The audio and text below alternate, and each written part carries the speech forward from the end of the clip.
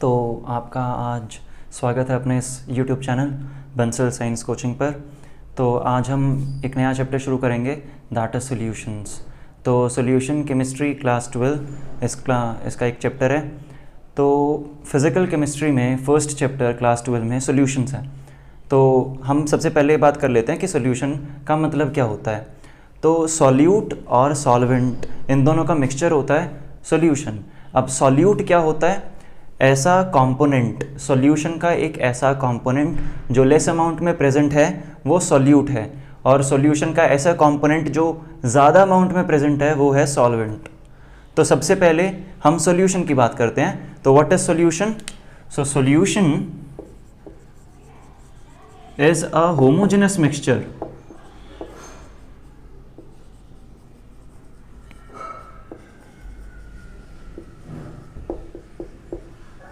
of two or more than two components।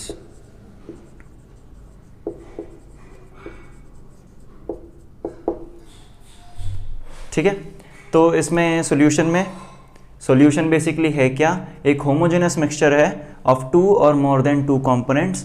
Components यहाँ दो component कौन कौन से हैं? सॉल्यूट और सॉल्वेंट। तो सॉल्यूशन क्लियर हो गया इतना। अब इसके दो हिस्से क्या क्या हैं? सॉल्यूट और सॉल्वेंट। तो solute, the part of solution और the component of solution which is present in less amount.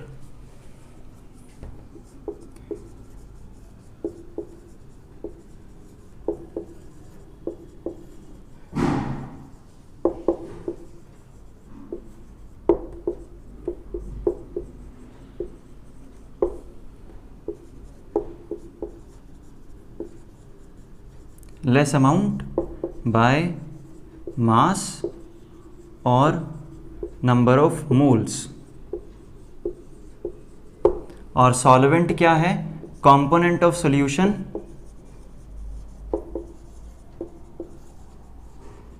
Which is present in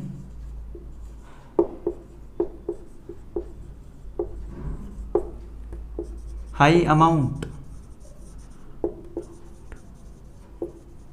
with respect to solute. Solute के कंपैरिजन में सॉल्वेंट ज़्यादा है इन टर्म्स ऑफ मास और number of moles.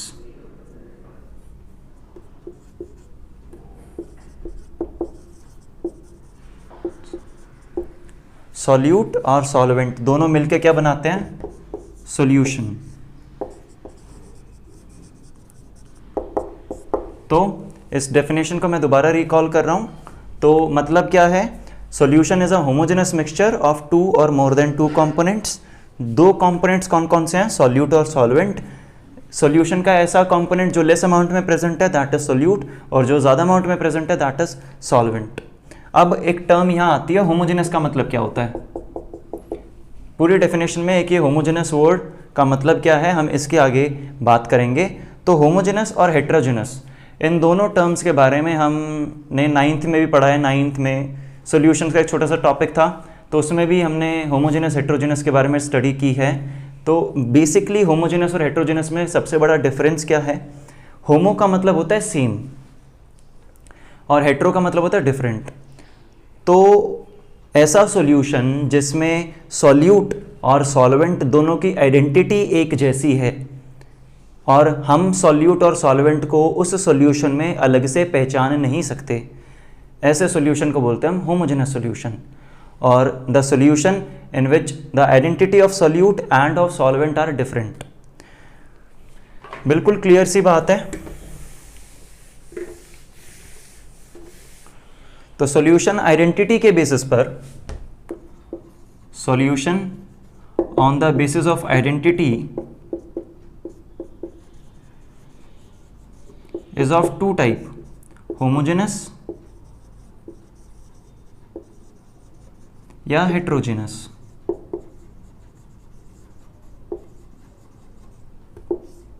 Homogeneous का मतलब the identity of solute and solvent is same. जैसे कि salt और वाटर जब सॉल्ट को हम वाटर में मिक्सअप करते हैं तो अब हम सॉल्ट को अलग से नहीं देख सकते, ठीक है। तो the solution in which identity of solute and solvent, the solution in which identity of solute and solvent is same and cannot be distinguishable, मतलब हम इसे अलग अलग पहचान नहीं सकते। एक सोल्यूशन जिसमें सॉल्ट है और वाटर है, तो उसमें आप उस पर्टिकुलर सोल्यूशन में क्या सॉल्ट अलग से पहचान सकते हो क्या? नहीं। तो ऐसा सोल्यूशन को हम होमोजेनस बोलते हैं, जिसमें दोनों की आइडेंटिटी एक जैसी लगती है और इसमें आप दो कंपोनेंट्स को अलग अलग नहीं देख सकते। लेकिन अगर हेट्रोजेनस सॉल्यूशंस की बात की जाए तो हेट्रोजेनस सॉल्यूशन का मतलब क्या है कि सॉल्यूट और सॉल्वेंट दोनों की आइडेंटिटी अलग अलग है, इस वजह से हमें सॉल्यूट अलग दिखेगा और सॉल्वेंट अलग दिखेगा। जैसे कि वाटर में आयरन नील्स, तो आयरन नील्स अलग ऑब्जर्व हो जाएंगे, वाटर अलग ऑब्जर्व हो जाएगा। तो सॉल्यूट अलग ऑब्जर्व हो रहा है, हमें सॉल्वेंट अलग ऑब्जर्व हो रहा है, और यही क्या होता है हेट्रोजेनस सॉल्यूशन। तो यहाँ एग्जाम्पल सॉल्ट इन वाटर। और हेट्रोजेनस की बात की जाए in which identity of solute and solvent is different and easily distinguishable।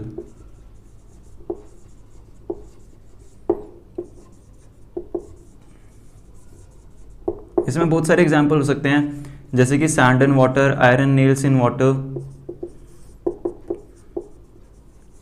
जिसमें आपको सॉल्यूट अलग दिख जाएगा, सॉल्वेंट अलग दिख जाएगा।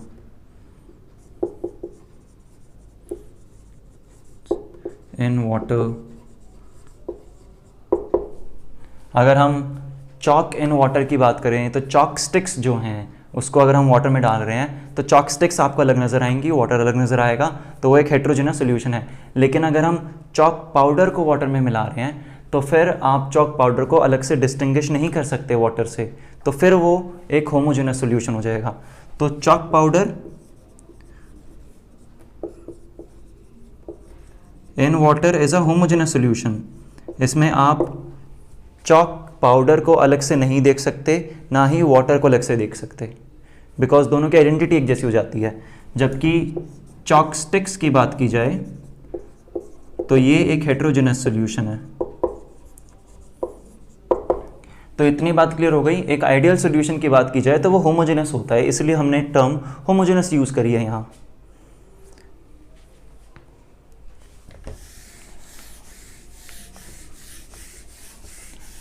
आगे अब हम बात करेंगे सॉल्यूशन के डिफरेंट टाइप की on the basis of state of matter. तो solution on the basis of state of matter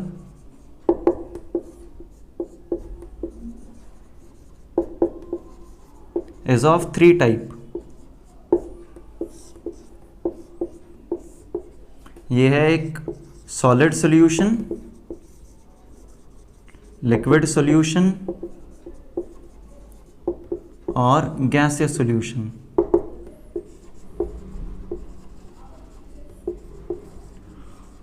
तो पहले तो समझ लो कि सॉलिड सॉल्यूशन, लिक्विड सॉल्यूशन और गैसियस सॉल्यूशन होता क्या है। तो सॉलिड सॉल्यूशन का मतलब ऐसा सॉल्यूशन जिसमें सॉल्वेंट सॉलिड है, तो उसको बोला हमने सॉलिड सॉल्यूशन। और सॉल्यूट कुछ भी हो सकता है, सॉलिड, लिक्विड, गैस, ठीक है। तो सॉलिड सॉल्यूशन में सॉल्वेंट क्या होगा? सॉलिड, जबकि सॉल्यूट सॉलिड भी हो सकता है, लिक्विड भी हो सकता है, गैस भी हो सकता है। इस बेसिस पर सॉलिड सॉल्यूशन में टोटल 3 टाइप बन गए, जैसे कि solid in solid, liquid in solid, gas in solid. Similarly liquid solution में सॉल्वेंट क्या होगा? लिक्विड, सॉल्यूट क्या होगा? सॉलिड भी हो सकता है, लिक्विड भी हो सकता है और गैस भी हो सकता है। सिमिलरली गैसेस सॉल्यूशन की बात की जाए तो इसमें solvent gas, solute, solid, liquid और गैस, इस तरीके से यहाँ total 9 type of solution are possible here on the basis of changing the solutes in the solvent. तो अब मैं इनकी एक टेबल बनाऊंगा और उस टेबल के साथ साथ इनके एग्जाम्पल्स भी स्पेसिफाई करूंगा कहाँ आपको ऐसे टाइप के सॉल्यूशंस देखने को मिलते हैं।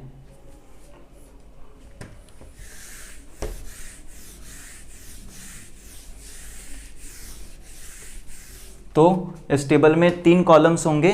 First column will be of solute, second will be of solvent, first column solvent रखेंगे, सेकंड सॉल्यूट रखेंगे, बिकॉज सॉल्वेंट जो है वो डिसाइड कर रहा है द टाइप ऑफ सॉल्यूशन। और एग्जाम्पल, तो फर्स्ट हम लेंगे गैसियस सॉल्यूशन। तो गैसियस सॉल्यूशन में सॉल्वेंट हमेशा क्या रहेगा? गैस। तो 3 पॉसिबल कॉम्बिनेशंस हैं, तीनों पॉसिबल कॉम्बिनेशंस में gas will be the solvent in gaseous solution. Solute solid भी हो सकता है, लिक्विड भी हो सकता है और गैस भी हो सकता है। ठीक है, तो एग्जांपल्स की बात की जाए तो सॉलिड इन गैस, गैस के अंदर सॉलिड, ऐसा केस कहाँ देखने को मिलता है? एग्जाम्पल में हम लिख सकते हैं camphor in nitrogen. Nitrogen gas में कैम्फर की presence, this is a example of solution solid in gas. Now we will deal about the solution liquid in gas. तो लिक्विड इन गैस सॉल्यूशन का example ध्यान से देखो तो chloroform, chloroform का formula CHCl3। तो chloroform in nitrogen gas, this is a example of liquid in gas. अब हम नेक्स्ट बात करते हैं, नेक्स्ट कॉम्बिनेशन की बात। तो गैस इन गैस, इसका सबसे आसान एग्जाम्पल है ऑक्सीजन विद नाइट्रोजन। तो एटमॉस्फेयर में ऑक्सीजन गैस और नाइट्रोजन गैस प्रेजेंट है, जिसमें से ज़्यादा अमाउंट नाइट्रोजन गैस की है। तो हम क्या लिख सकते हैं यहाँ? Oxygen gas in nitrogen gas. तो ये 3 पॉसिबल कॉम्बिनेशंस हो गए ऑफ अ गैसियस सॉल्यूशन। इसी तरीके से हम अब नेक्स्ट सॉल्यूशन की स्टडी करेंगे, that is the liquid solution. तो लिक्विड सॉल्यूशन में क्या होगा? सॉल्वेंट लिक्विड हो जाएगा, सब कुछ सेम रहेगा, वरना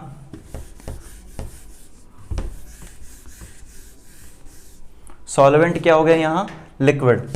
सॉल्यूट वही तीनों केसेस, इनके भी जल्दी से जल्दी हम एग्जांपल्स डिस्कस कर लेते हैं। तो सॉलिड इन लिक्विड, ऐसा केस कहाँ देखने को मिलता है आपको? Solid in liquid. तो एग्जाम्पल में सॉल्ट और sugar in water. Liquid in liquid, ऐसा एग्जाम्पल कहाँ देखने को मिलता है? तो जैसे कि एल्कोहल इन वाटर, तो इथेनॉल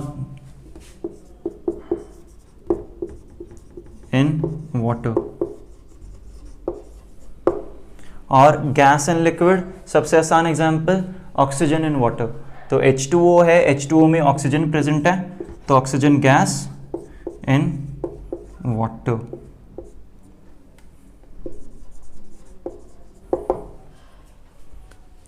तो ये हमारा सेकेंड टाइप ऑफ सॉल्यूशन था, that was the liquid solution. इसमें भी ऐसे 3 पॉसिबल कॉम्बिनेशंस हैं।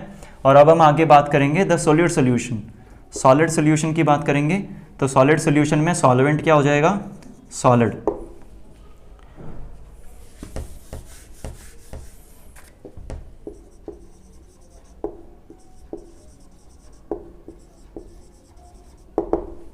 एग्जाम्पल्स, इसके भी हम 1 to 1 डिस्कशन करेंगे। तो फर्स्ट, अब हम बात कर रहे हैं the first combination of solid solution is solid in solid. ऐसा कॉम्बिनेशन कहाँ देखने को मिलता है? Copper in gold. AU refers to gold. तो गोल्ड में कॉपर इंसर्ट किया जाता है या कॉपर की मिक्सिंग की जाती है टू मेक 22 कैरेट गोल्ड। तो गोल्ड जो है वो प्योर फॉर्म में सॉलिड स्टेट में एग्जिस्ट नहीं करता, वो मोल्टन फॉर्म में एग्जिस्ट करता है, इसीलिए उसमें कॉपर की अलॉइंग की जाती है ताकि उसे सॉलिड मैटर या सॉलिड स्टेट में एग्जिस्ट कराया जा सके in the form of jewelleries, फिर ज्वेलरीज में यूज़ होता है। अब इसके बाद नेक्स्ट लिक्विड इन सॉलिड। तो liquid in solid example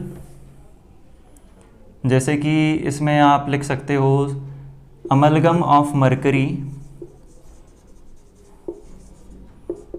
Hg refers to mercury in sodium, तो इसको हम शॉर्ट में सोडियम मरकरी अमलगम भी बोलते हैं। तो amalgam of mercury in sodium, sodium एक सॉलिड मेटल, इसके अंदर लिक्विड फॉर्म में मरकरी प्रेजेंट होता है, तो amalgam of mercury in sodium.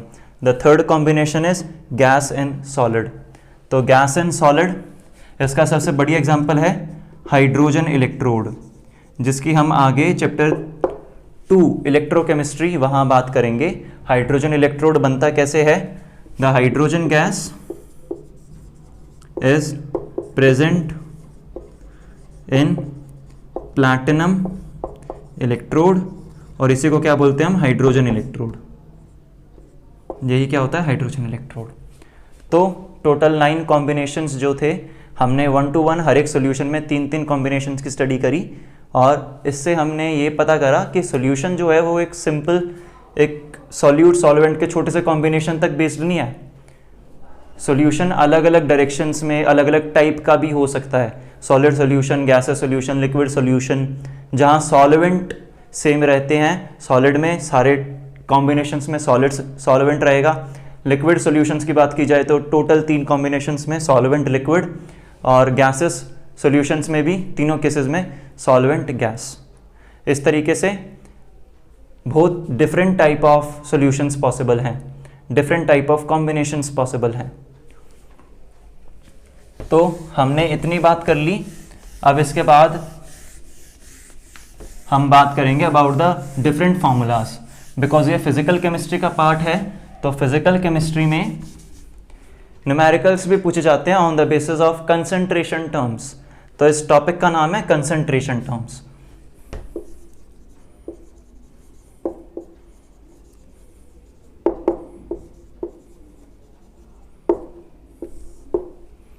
तो कंसंट्रेशन टर्म्स में हम क्या क्या स्टडी करेंगे?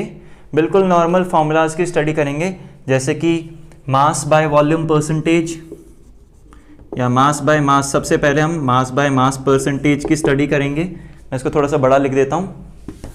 तो मास by mass percentage, first is the mass by mass percentage. इसका फॉर्मूला बड़ा सिंपल, हमेशा याद रखना कंसंट्रेशन टर्म्स या फॉर्मूला जो भी होता है इनका, सभी फॉर्मूला में सॉल्यूट जो है वो ऊपर की तरफ आएगा। सॉल्यूट हमेशा ऊपर की तरफ लिखा जाएगा, नीचे सॉल्वेंट या सॉल्यूशन लिखा जाएगा। तो मास बाय मास परसेंटेज का मतलब मास of solute upon mass of solution into 100। 100 इसलिए करा बिकॉज हम परसेंट में निकाल रहे हैं, ठीक है। Next is the volume by volume percentage.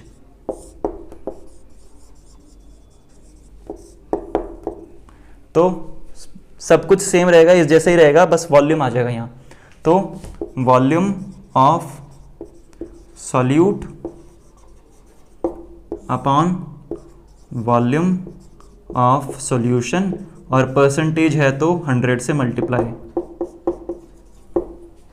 ऐसे ही थर्ड फॉर्मूला, ये दोनों का इंटरमिक्स है, फर्स्ट और सेकंड फॉर्मूला का, मास बाय वॉल्यूम परसेंटेज।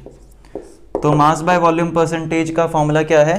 मास ऊपर है तो मास ऑफ सॉल्यूट, और नीचे वॉल्यूम है तो वॉल्यूम ऑफ सॉल्यूशन। तो mass of solute upon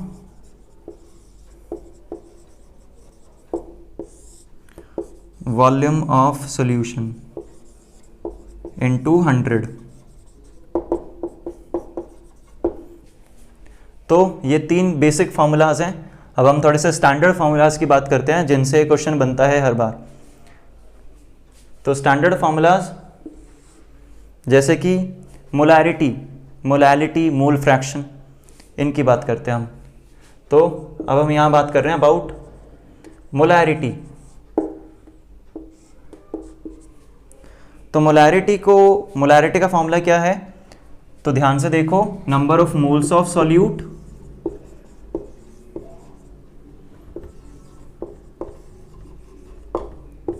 upon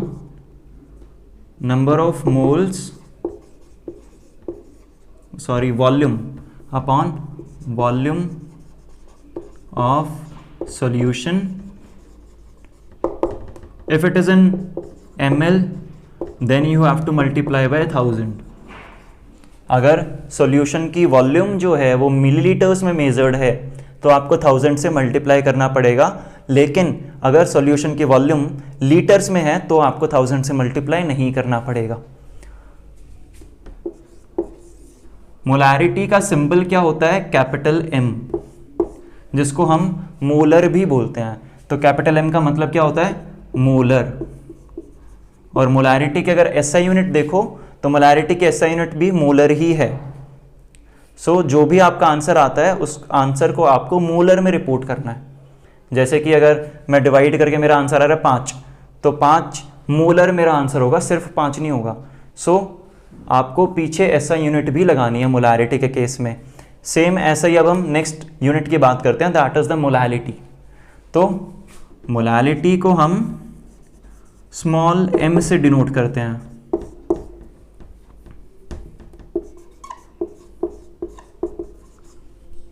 molality को स्मॉल m से डिनोट करते हैं। इसका फॉर्मूला मोलैरिटी जैसा ही है, बस एक छोटा सा डिफरेंस है।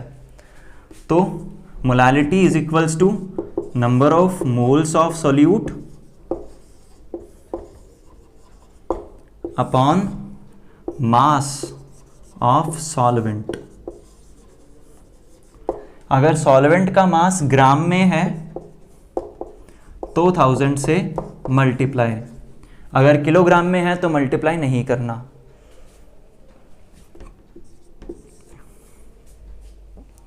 मोलैलिटी को स्मॉल m से डिनोट करते हैं, इसका मतलब क्या होता है? मोलल। ठीक है। तो अगर एक क्वेश्चन बोल रहा है that the molarity of solution is 5 molar, solution की जो मोलैरिटी है वो 5 मोलर है, तो इसका मतलब क्या है? 5 मोलर का मतलब क्या है? ध्यान से समझना, क्योंकि क्वेश्चंस न्यूमेरिकल्स ऐसे ही बनते हैं। तो 5 मोलर का मतलब क्या है? 5 moles of solute in 1000 ml solution. तो 5 मोलर का मतलब ये है, क्योंकि ऊपर क्या है? Number of mole of solute, इसलिए 5 मोलर, यहां मैंने 5 मोलर रख दिया। तो 5 equals to number of mole of solute. तो number of mole of solute कितने हो गए? 5। तो 5 मोल्स ऑफ सॉल्यूट और वॉल्यूम 1000 रखते हैं हम। स्टैंडर्ड कंडीशंस में, स्टैंडर्ड कंडीशंस सिंपल मेजरमेंट में हम 1000 रखते हैं यहाँ। जैसे कि 5 मोलर बोला तो 1000 रहेगी वॉल्यूम। अगर 5 मोलर बोल दिया उसने, क्वेश्चन ने 5 मोलर बोल दिया, 5 मोलर स्मॉल m से डिनोट करते हैं, तो इसका मतलब क्या है? 5 moles of solute in 1000 gram of solution, 1000 gram of solvent. So 5 moles of solute in 1000 gram of solvent, क्योंकि नीचे सॉल्वेंट है ऊपर मोल है। ठीक है। तो ये छोटी छोटी बातें याद रखनी है तुम्हें, इन्हीं से क्वेश्चन बनाने वाला अच्छे से तुम क्वेश्चन को टिपिकल कर सकता है। Next concentration term is the mole fraction.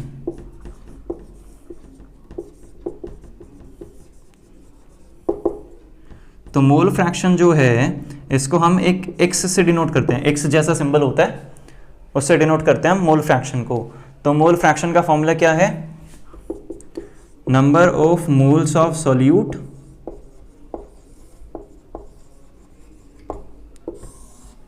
Upon total number of moles in solution.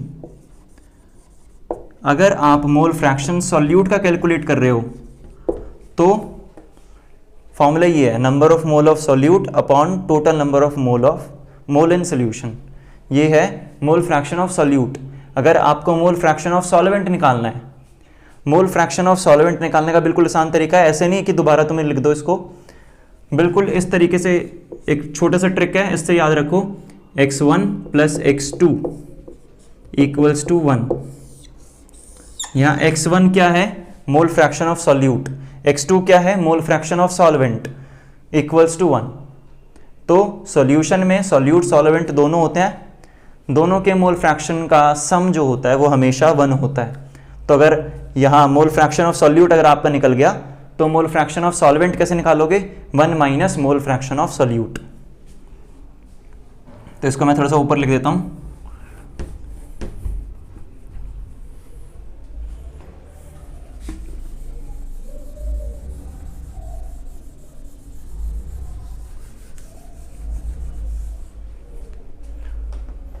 तो mole fraction of solute plus mole fraction of solvent is equals to 1। अगर मोल फ्रैक्शन ऑफ सॉल्यूट आपका निकल गया, मोल fraction of solvent निकालना है तो formula क्या होगा, 1 minus mole fraction of solute.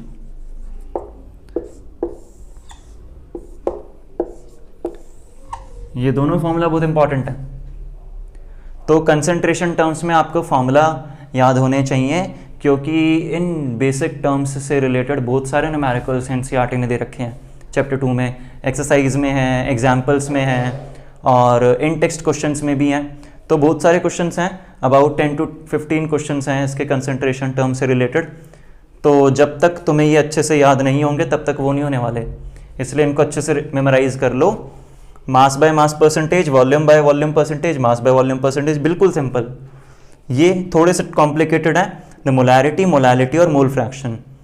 Molarity number of mole of solute upon volume of solution, molality number of mole of solute upon mass of solvent, mole fraction mole of solute upon total moles in solution. अब एक और छोटी सी चीज़ concentration term से related है।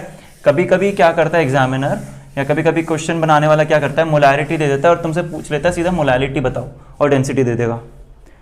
तुम्हें उसने क्वेश्चन में दे दिया मोलैरिटी, लेट इट बी, तुम्हें मोलैरिटी दे दी x मोलर, मोलैलिटी दे दी, मोलैलिटी पूछी है और डेंसिटी दे दिया y।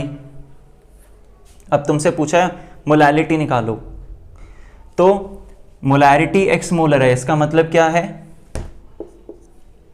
इसका मतलब क्या है, इसका मतलब है x moles in 1000 ml of solution. ठीक है, उसने क्या दे रखा है आपको, डेंसिटी ऑफ सॉल्यूशन। तो डेंसिटी है और आपके पास वॉल्यूम है, आपको क्या करना है, मास निकालना है। अगर आप मोलैलिटी के फॉर्मूला को ध्यान से देखोगे तो मोलैरिटी और मोलैलिटी के फॉर्मूला में फर्क किसका है, ध्यान से देखो, moles upon volume, moles upon mass, volume of solution, mass of solvent. तो इन दोनों में डिफरेंस किस चीज का है, मोल सेम है, वॉल्यूम और मास का डिफरेंस है। तो यहां से हमने वॉल्यूम निकाल ली, डेंसिटी पता है, मास निकाल लो। मोलैलिटी निकालनी है ना, density equals to mass by volume का एक नॉर्मल सा फॉर्मूला होता है। तो डेंसिटी पता है आपको, वॉल्यूम पता है, आप मास ऑफ सॉल्यूशन निकाल लो। तो mass of solution will be density into volume. लेकिन ये आपके पास क्या है अभी, मास ऑफ सॉल्यूशन, आपको निकालना क्या है, मास ऑफ सॉल्वेंट। तो बहुत सिंपल है, आपके पास मास ऑफ सॉल्यूशन आ गया। अब आपको पता है solution is equals to solute plus solvent, इतना होता है। आपके पास सॉल्यूशन का मास है, मैं कह रहा हूं आपके पास सॉल्यूट का मास भी है। कैसे सॉल्यूट का मास है आपके पास, मोल्स के बेसिस पर। अगर मैं यहां बोल रहा हूं x मोल्स हैं, तो आपके पास मोल्स आ गए, आपको क्या करना है, given mass by molar mass का नॉर्मल फॉर्मूला होता है, इसको अप्लाई करना है। एक्स मोल्स हैं, गिवन मास वो हमें निकालना है, और मोलर मास जो भी कोई सब्सटेंस होगा, जैसे कि मैं बोल रहा हूँ यहाँ Na2CO3 का मोलैरिटी दे रखा था यहाँ, या CaCO3 का मोलैरिटी दे रखा था, तो 100 इंटू गिवन मास निकालना है हमें।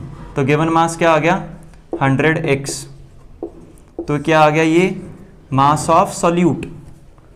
ठीक है, तो मास ऑफ सॉल्यूट पता चल गया आपको, मास ऑफ सॉल्यूशन पता चल गया आपको, सॉल्वेंट का मास पता चल जाएगा दोनों को माइनस करके, और उसको यहाँ प्लेस कर देना है, इससे मोलैलिटी निकल के आ जाएगी आपकी। तो मोलैरिटी और मोलैलिटी में कुछ ज़्यादा डिफरेंस नहीं है।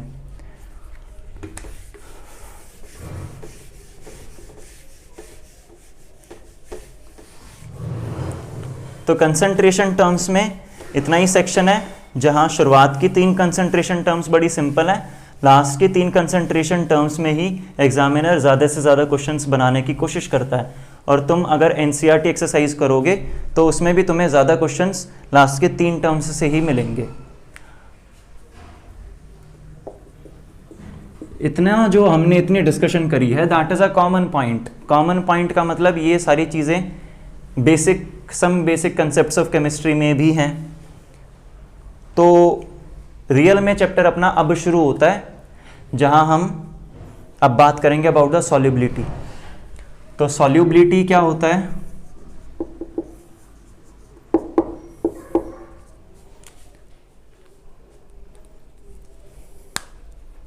तो समझो सॉल्युबिलिटी क्या होता है।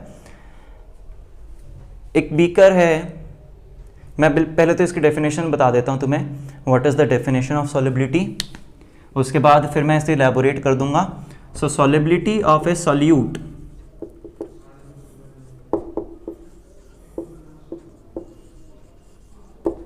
is defined as the maximum amount of solute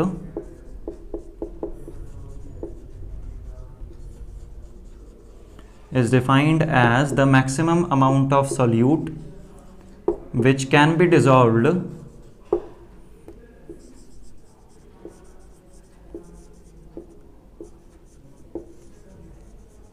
in given amount of solvent at specified pressure and temperature। तो अब ये डेफिनेशन थोड़ी कॉम्प्लिकेटेड लगेगी, लेकिन जब मैं एलाबोरेट करूंगा तो बहुत आसान लगने वाली है ये। तो एक बीकर है, इस बीकर में मैंने मान लिया सॉल्वेंट जो है दैट इज 50 ml, तो 50 ml सॉल्वेंट है।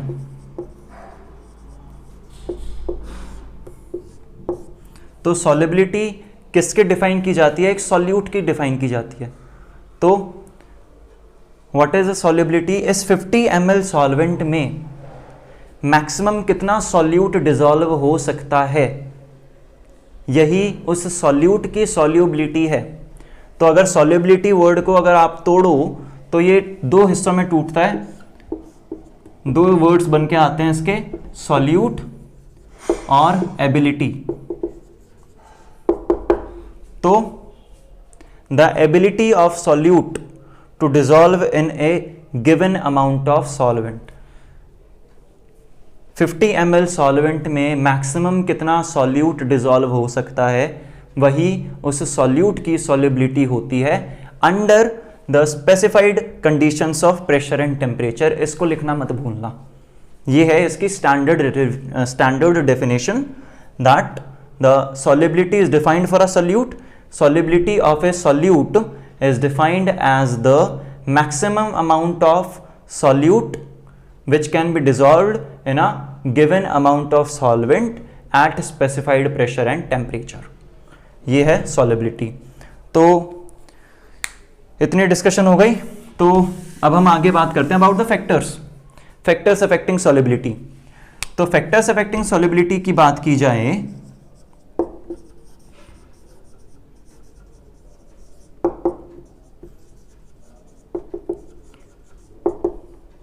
फैक्टर्स अफेक्टिंग सॉल्युबिलिटी में फर्स्ट, अगर डेफिनेशन को ध्यान से पढ़ो तुम तो इसमें दो फैक्टर्स बिल्कुल साफ नजर आएंगे तुम्हें, द प्रेशर, द टेम्परेचर। तो दो फैक्टर्स कौन कौन से हैं, the pressure as well as the temperature.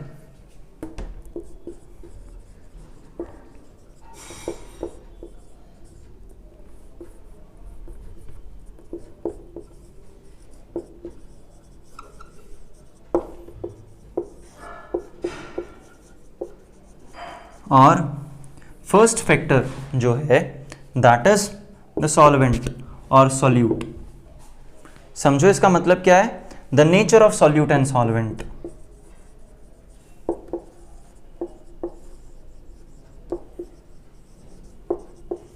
Solubility में जो फर्स्ट फैक्टर है वो सबसे बड़ा रोल प्ले करता है, बिकॉज अगर हम बात करें सॉल्यूट और सॉल्वेंट की, तो सॉल्यूट का जैसा नेचर होगा वो उसी नेचर वाले सॉल्वेंट में डिसॉल्व होगा, और जैसा नेचर सॉल्वेंट का होगा वो उसी नेचर के सॉल्यूट को डिसॉल्व होने की परमिशन देगा। जैसे कि एक पोलर कंपाउंड जो है, वाटर की बात की जाए तो वाटर जो है उसका स्ट्रक्चर कुछ ऐसा होता है, इसमें ऑक्सीजन इलेक्ट्रोनेगेटिव एलिमेंट है इसलिए इस पर partial negative charge, hydrogen electropositive है तो इस पर पार्शियल पॉजिटिव चार्ज। इस तरफ से ऑक्सीजन पर पार्शियल नेगेटिव चार्ज इस हाइड्रोजन की वजह से बना, और यहाँ पार्शियल नेगेटिव चार्ज इस हाइड्रोजन की वजह से बना। तो ये एक पोलर मॉलिक्यूल हो गया। पोलर मॉलिक्यूल का मतलब क्या होता है, ऐसा मॉलिक्यूल जिसमें दोनों हिस्सों पर दो अलग अलग चार्जेस डेवलप हो जाएं। तो अगर तुम इसको देख रहे हो एज अ सिस्टम, तो इसके दोनों हिस्सों पर दो अलग अलग चार्जेस डेवलप हो गए, ऐसे ही इस पर दो अलग अलग चार्जेस डेवलप हो गए, तो दो पोल्स बन गए ध्यान से देखा जाए तो, इसलिए इसको बोलते हैं हम द पोलर मॉलिक्यूल। तो वाटर की अगर हम बात करें तो वाटर जो है वो एक सॉल्वेंट है। सॉल्वेंट पोलर इन नेचर है, तो ऐसे सॉल्वेंट को क्या बोलते हैं हम, द पोलर सॉल्वेंट। तो वाटर पोलर सॉल्वेंट है तो ये सिर्फ और सिर्फ पोलर सॉल्यूट को ही डिसॉल्व होने देगा। पोलर सॉल्यूट मतलब एक ऐसा सॉल्यूट जो चार्जेस सेपरेशन शो करता हो, जिसमें सेम ऐसी प्रॉपर्टीज हो। जैसे कि अगर हम बात करें about the sodium chloride NaCl, तो NaCl में क्लोरीन जो है that is partial negative, sodium partial positive. Chlorine ज्यादा इलेक्ट्रॉन नेगेटिव है इसलिए इस पर partial negative, sodium electro positive है इसलिए पार्शियल पॉजिटिव। तो इस पे दो पोल्स बन गए, इस पे दो पोल्स बन गए, तो ये क्या हो गया, एक पोलर सॉल्यूट। तो पोलर सॉल्यूट पोलर सॉल्वेंट में ही डिसॉल्व होगा, और non polar solute non polar solvent में ही डिसॉल्व होगा। ऐसा नहीं हो सकता कि एक polar solute non polar solvent में डिसॉल्व हो जाए, या नॉन पोलर सॉल्यूट जो है वो एक पोलर सॉल्वेंट में डिसॉल्व हो जाए, ऐसा पॉसिबल नहीं है। तो ये बात क्लियर हो गई तुम्हें कि नेचर ऑफ सॉल्यूट सॉल्वेंट का मतलब क्या है। मेरा कहने का मतलब क्या है यहाँ, कि पोलर सॉल्वेंट में पोलर सॉल्यूट ही डिसॉल्व होगा। ऐसा सॉल्वेंट जिसमें चार्ज सेपरेशन है वो उसी सॉल्वेंट को सॉल्यूट को डिसॉल्व होने देगा जिसमें चार्ज सेपरेशन है, और जिसमें चार्ज सेपरेशन नहीं है फिर वो उसी सॉल्यूट को डिसॉल्व होने देगा जिसमें चार्ज सेपरेशन नहीं है। तो non polar solute non polar solvent, polar solute polar solvent.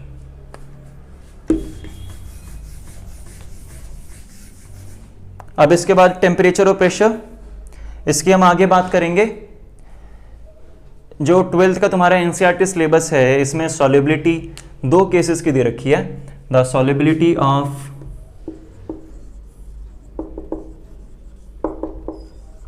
Solid in liquid, case number 1 ये है। केस नंबर 2 है solubility of gas in liquid. तो इन दो मिक्सचर्स की सॉल्युबिलिटी की हम स्टडी करेंगे। दोनों में सॉलिबिलिटी डिपेंड किस पे कर रही है, इन तीनों फैक्टर्स पर। तो अब हम आगे बात करते हैं सॉलिबिलिटी में। सॉलिबिलिटी का first type, solubility of solid and liquid.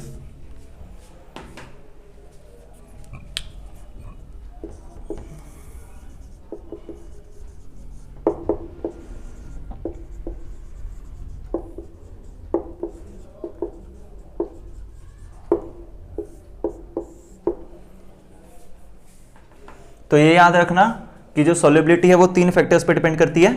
First, the nature of solute solvent, second temperature, third pressure. Nature of solute solvent का मतलब पोलर जो है वो पोलर में डिसॉल्व होगा, नॉन पोलर में डिसॉल्व होगा।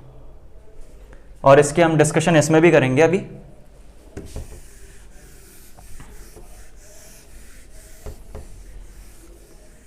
तो अब हम बात करते हैं solubility of solid and liquid.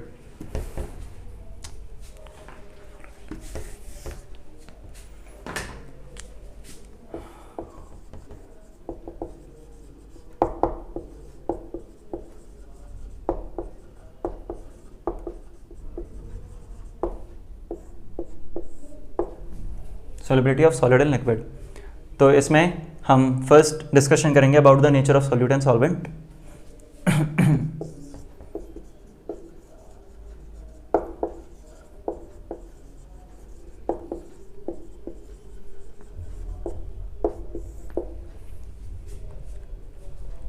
बिल्कुल सिंपल, जो मैंने यहां बात कही थी तुमसे वही मैं दोबारा रिपीट कर रहा हूं। पोलर या like dissolves like, polar solute जो है वो पोलर सॉल्वेंट में डिसॉल्व होगा, non polar solute non polar solvent में डिसॉल्व होगा। तो लाइक डिसॉल्व्स लाइक। एग्जाम्पल में सोडियम क्लोराइड जो कि एक पोलर सॉल्यूट है वो डिसॉल्व हो रहा है वाटर में जो कि एक पोलर सॉल्वेंट है।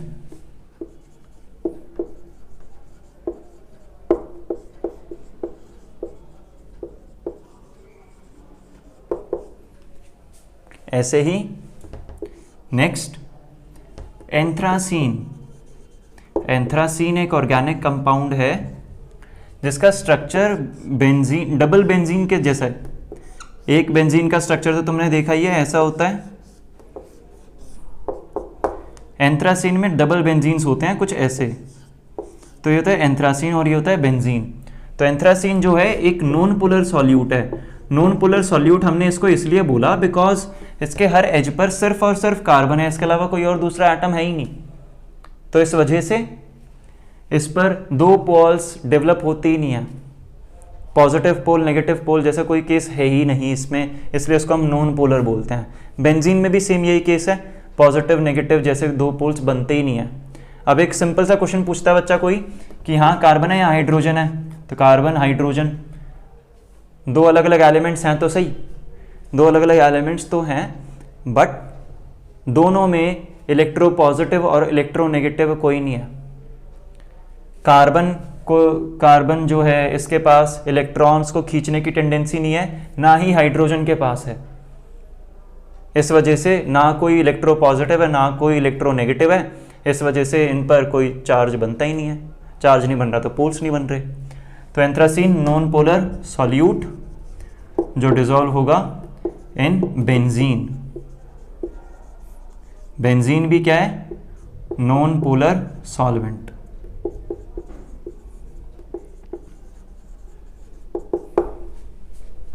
ठीक है, तो फर्स्ट फैक्टर की डिस्कशन हो गई यहां। Like dissolves like, polar solute polar solvent में डिसॉल्व होगा और non polar solute non polar solvent में ही डिसॉल्व होगा। अब हम नेक्स्ट फैक्टर की बात करते हैं, दैट इज द टेम्परेचर।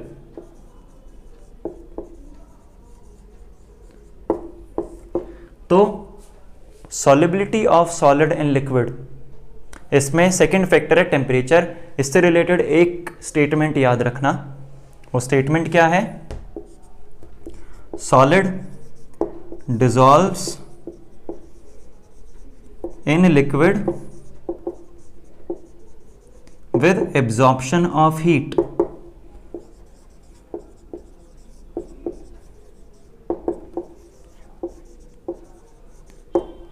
इस पूरे को एक सिस्टम की तरह कंसिडर किया जाए तो हीट एब्जॉर्ब कर रहा है सिस्टम, तो रिएक्शन कौन सा हो रहा है? The endothermic reaction.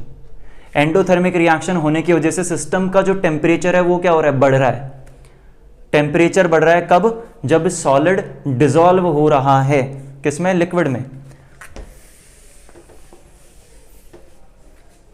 तो मैं अब यहां सीधा सीधा लिख देता हूं, solubility is directly proportional to temperature. जितना ज्यादा सॉलिड डिसॉल्व होगा उतनी ज़्यादा सिस्टम हीट एब्जॉर्ब करेगा और उतना ज़्यादा उसका टेम्परेचर बढ़ेगा। So solubility is directly proportional to temperature in case of solid in liquid. Third case की बात करते हैं, अबाउट द प्रेशर। तो प्रेशर की बात यहाँ इफेक्ट नहीं होता कोई भी प्रेशर का। क्यों नहीं होता? बिकॉज जो सॉलिड है that is not disturbed by pressure. Solid पर प्रेशर का कोई असर ही नहीं पड़ता। तो प्रेशर की बात की जाए तो नो अफेक्ट।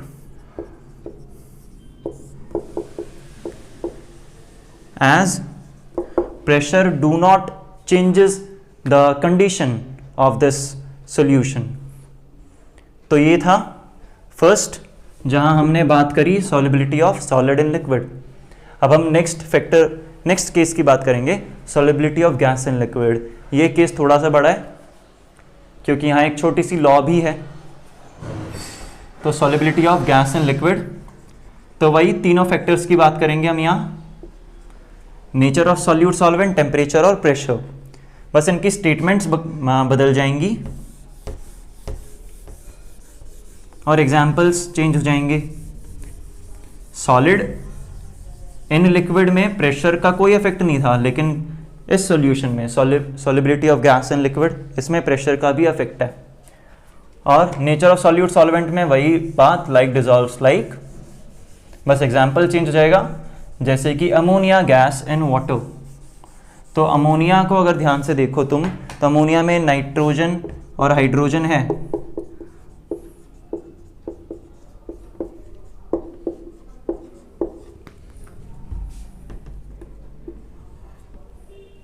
तो अमोनिया का स्ट्रक्चर कुछ ऐसा होता है जहाँ नाइट्रोजन है और हाइड्रोजन है। और 11th की स्टडी अगर तुमने करी हो तो इसमें एक लोन पेयर भी होता है, जिसके हम बाद में बात करेंगे। इसको हम नहीं देख रहे अभी, हम बस इसको देख रहे हैं। तो नाइट्रोजन हाइड्रोजन में ज़्यादा इलेक्ट्रोनेगेटिव कौन है? नाइट्रोजन, जो क्या करेगा, इस बॉन्ड में जितने भी इलेक्ट्रॉन हैं उन सबको अपनी तरफ खींचने की कोशिश करेगा। तो सारे इलेक्ट्रॉन यहाँ आ जाएंगे।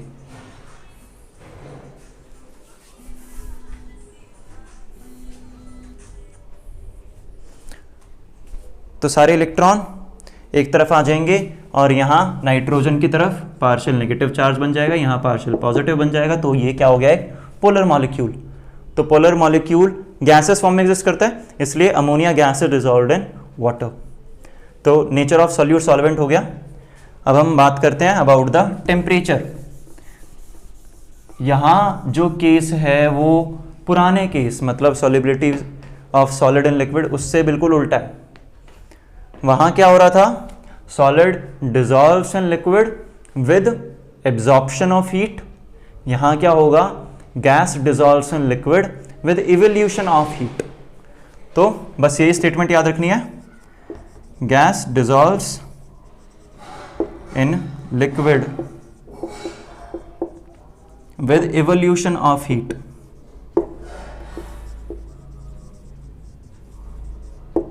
तो यहां हीट इवॉल्व होगी। हीट एक सिस्टम, इस पूरे को एक सिस्टम अगर मान लिया जाए तो सिस्टम से हीट बाहर निकल गई तो सिस्टम का टेम्परेचर क्या हो गया? कम। तो यहां solubility is inversely proportional to temperature. क्यों?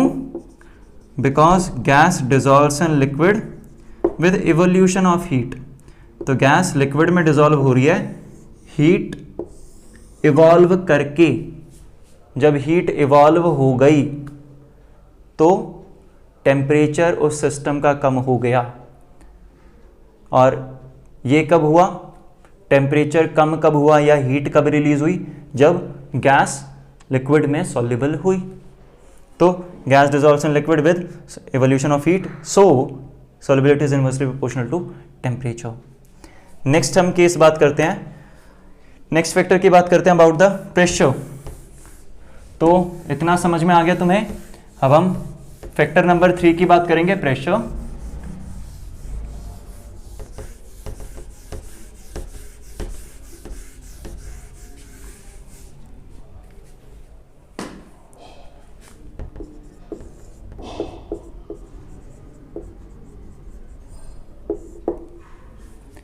प्रेशर की अगर बात की जाए तो जितनी ज़्यादा प्रेशर होगा उतनी ज़्यादा गैस लिक्विड में डिसॉल्व होगी। इसको तुम इस तरीके से समझ सकते हो, एक बीकर है, वो सॉरी 2 बीकर हैं, दोनों में इक्वल अमाउंट ऑफ गैस है। यहाँ मैंने मान लिए 10 मॉलिक्यूल्स ऑफ गैस और यहाँ भी 10 मॉलिक्यूल ऑफ गैस।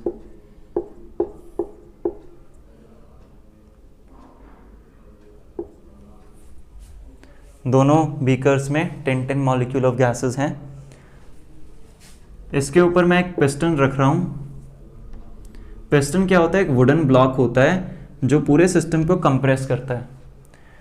और यहाँ मैं 3 पिस्टन रख रहा हूँ।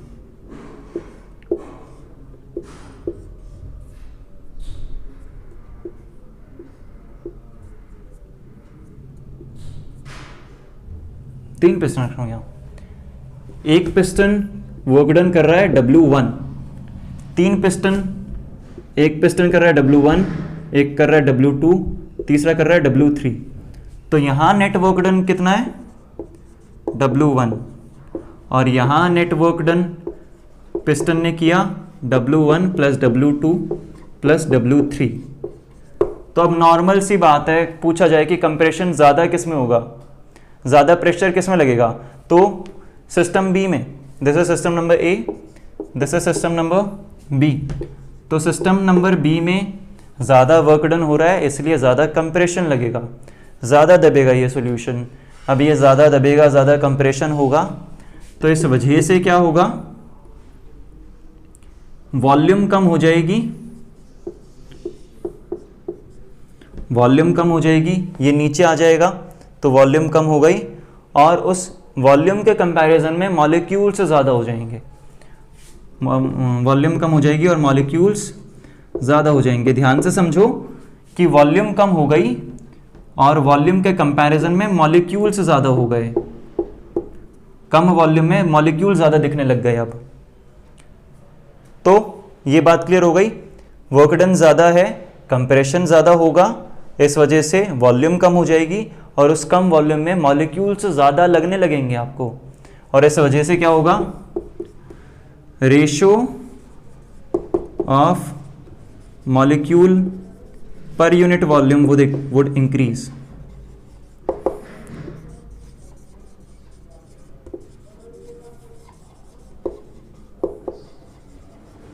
मॉलिक्यूल पर यूनिट वॉल्यूम का जो रेशो होगा वो इंक्रीज होगा। इसका मतलब मॉलिक्यूल इंक्रीज होंगे। मॉलिक्यूल इंक्रीज होने का मतलब वॉल्यूम के हिसाब से, कम वॉल्यूम के हिसाब से आपको मॉलिक्यूल्स ज़्यादा नज़र आएंगे, ज़्यादा ऑब्जर्व होंगे, अपीयर होंगे। तो वो बात है यहाँ।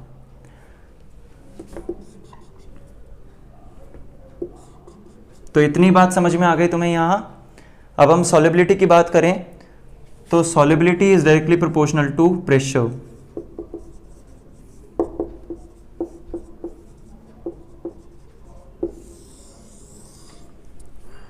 वर्क डन ज़्यादा हो रहा है, कंप्रेशन ज़्यादा हो रहा है, प्रेशर ज़्यादा हो रहा है।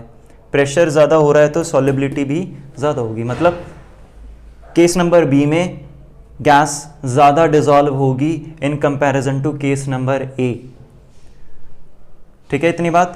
तो solubility is directly proportional to pressure in case of solubility of gas in liquid. लेकिन अगर हम solubility of solid in liquid की बात करें तो उसमें तो कोई इफेक्ट होता ही नहीं है। तो इतनी बात क्लियर हो गई तुम्हें। तो जितना ज़्यादा प्रेशर होगा गैस उतनी ज़्यादा सॉल्युबल हो जाएगी। और इस स्टेटमेंट को क्लैरिफाई करने के लिए एक लॉ आई है, that is the Henry's law. Henry's law इसी के बारे में बात करती है, the case of solubility and pressure. तो मैं हेनरीज लॉ की डेफिनेशन लिख देता हूं यहां। आई होप इतनी बात तुम्हें इतनी समझ में आ गई होगी कि ज़्यादा वर्क डन होगा तो ज़्यादा कंप्रेशन तो ज़्यादा प्रेशर, और ज़्यादा प्रेशर तो ज़्यादा गैस सॉल्युबल होगी। अब हेनरीज लॉ क्या है? According to Henry's law, pressure of gas over the solution is directly proportional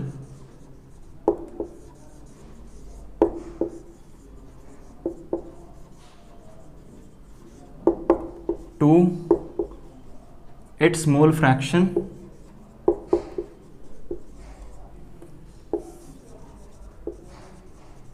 in which it is dissolved।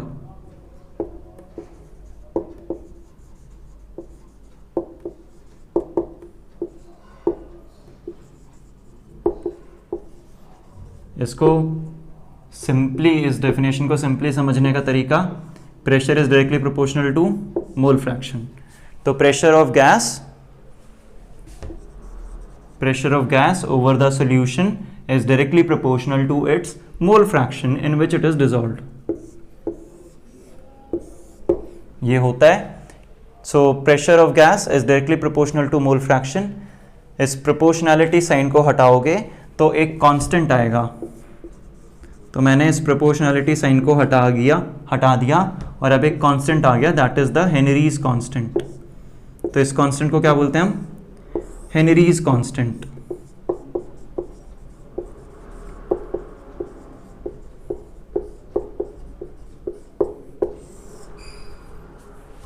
Henrys constant. इतनी बात क्लियर हो गई? तो हेनरीज लॉ में है क्या, पहले ये समझ लो। According to Henry's law, partial pressure of gas over the solution is directly proportional to its mole fraction in which it is dissolved. और इस प्रोपोर्शनैलिटी साइन को हटाएंगे तो एक कांस्टेंट आएगा, that is the Henrys constant, जिसको हम KH से भी डिनोट करते हैं। यही है हेनरीज लॉ। अब इसके बाद हम बात करेंगे the applications of Henry's law. Henry's law कहाँ कहाँ लगती है?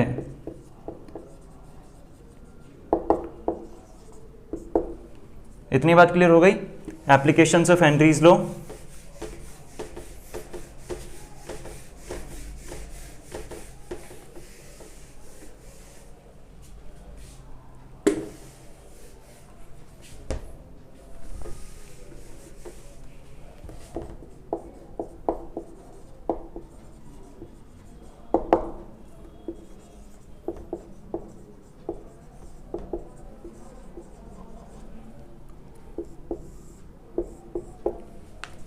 तो एप्लीकेशंस ऑफ हेनरीज लॉ में 3 एप्लीकेशंस हैं।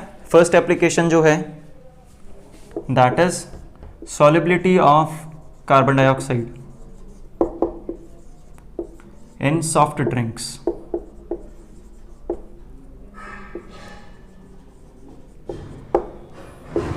तो तुमने देखा हो अगर सॉफ्ट ड्रिंक्स को, तो उसमें कार्बन डाइऑक्साइड बहुत ज़्यादा अमाउंट में प्रेजेंट होती है।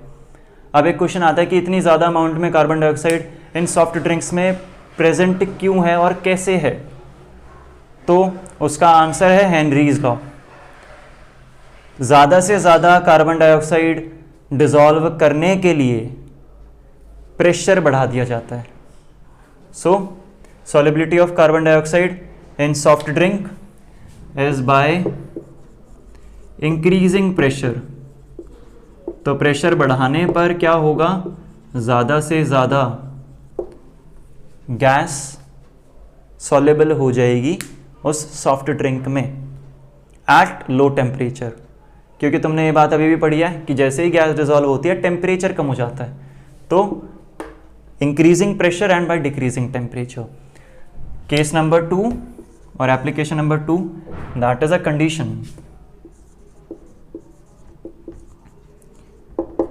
of scuba divers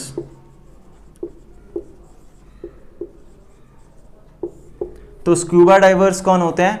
तैराक जिसे कहते हैं हम, जो समुद्रों में तैरते हैं और नए नए ऑर्गेनिजम्स जो होते हैं या उनके डिस्कवरी करते हैं वो, या अलग अलग ऑर्गेनिजम्स की बिहेवियर स्टडी करने के लिए करते हैं, जो होते हैं वो स्क्यूबा डाइवर्स होते हैं।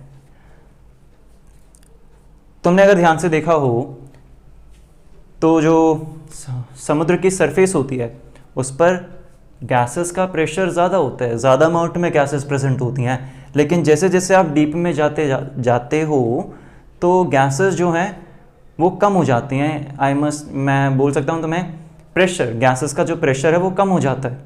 तो सरफेस पर गैसेस का प्रेशर ज़्यादा होता है, लेकिन जब आप सी बेड पे आते हो तो प्रेशर गैसेस का कम हो जाता है, मेनली ऑफ ऑक्सीजन। इस वजह से एक स्क्यूबा डाइवर को सबसे बड़ी प्रॉब्लम क्या फेस करनी पड़ती है कि जैसे जैसे वो गहराई में आने लगता है उसकी बॉडी में ऑक्सीजन की कमी हो जाती है, और इस वजह से वो अपने साथ सिलेंडर्स लेके चलते हैं। इन सिलेंडर्स में 3 गैसेस होती हैं mainly, the oxygen, the nitrogen and the helium.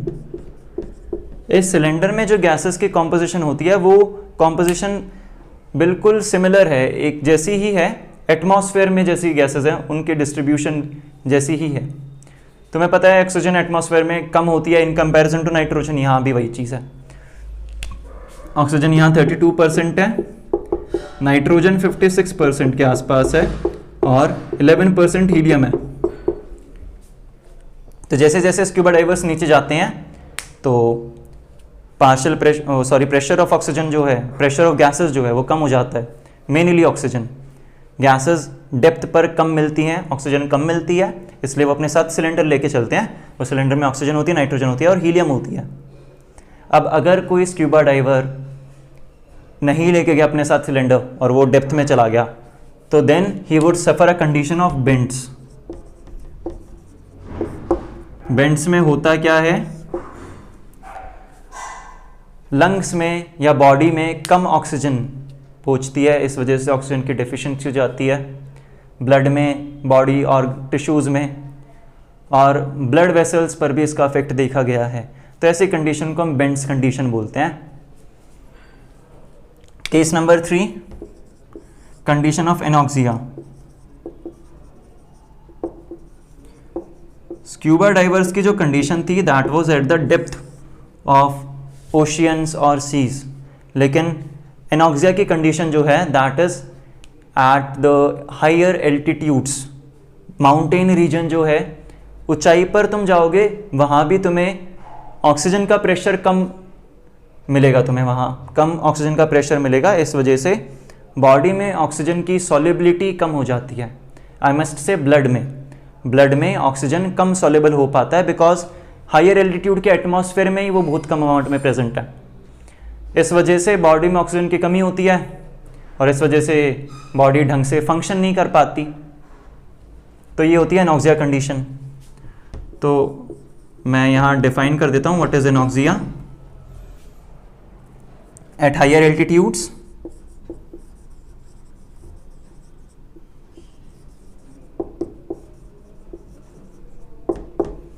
क्या होगा, हायर एल्टीट्यूड्स पर प्रेशर ऑफ ऑक्सीजन डिक्रीजेस या pressure of oxygen is low due to which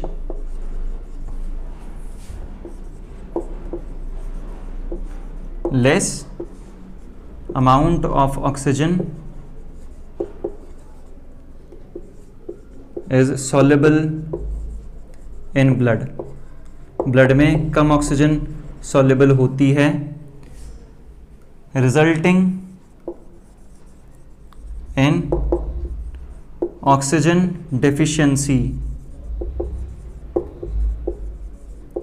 in body tissue।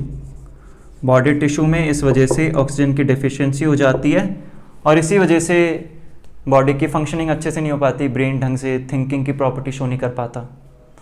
तो ये होती है एनॉक्सिया कंडीशन। तो तुम्हें समझ में आ गई होंगी बातें सारी, हेनरीज लॉ क्या होती है।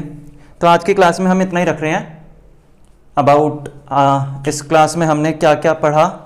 तो इस क्लास में हमने सॉल्यूशंस पढ़े, सॉल्यूशंस के डिफरेंट कॉम्बिनेशंस पढ़े, कंसंट्रेशन टर्म्स पढ़ी, सॉलिबिलिटी की डिस्कशन करी, solubility of solid and liquid, solubility of gas and liquid, और फैक्टर्स जो हैं सॉलिबिलिटी को जो अफेक्ट करते हैं उनके बारे में 1-to-1 डिस्कशन करी।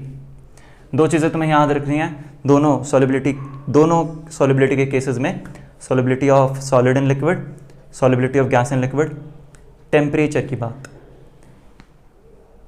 टेम्परेचर इंक्रीज हो रहा है और सॉलिबिलिटी भी इंक्रीज हो रही है, that is a case of solubility of solid and liquid.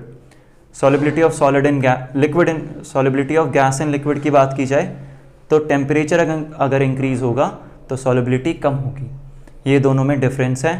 दूसरा डिफरेंस है प्रेशर के टर्म्स पर। प्रेशर, अगर हम केस नंबर 1 की बात करें तो उसमें प्रेशर का कोई इफेक्ट था ही नहीं। केस नंबर 2 में बात करें तो इसमें भारी भरकम प्रेशर का इफेक्ट है, बहुत ज़्यादा अमाउंट में प्रेशर का इफेक्ट है। आप प्रेशर बढ़ाओगे गैस भी ज़्यादा सॉल्युबल होगी, तो solubility is directly proportional to pressure, पहली बात। एप्लीकेशंस की बात करें और हेनरीज लॉ की बात करें, हेनरीज लॉ क्या बोलती है? Simple, pressure of gas is directly proportional to its mole fraction. और एप्लीकेशंस, ये रही तीनों एप्लीकेशंस। तो इस क्लास में आज हम इतना ही रखते हैं, मिलते हैं फिर नेक्स्ट क्लास में जहां हम और आगे इस चैप्टर में डिस्कशन करेंगे। Thank you.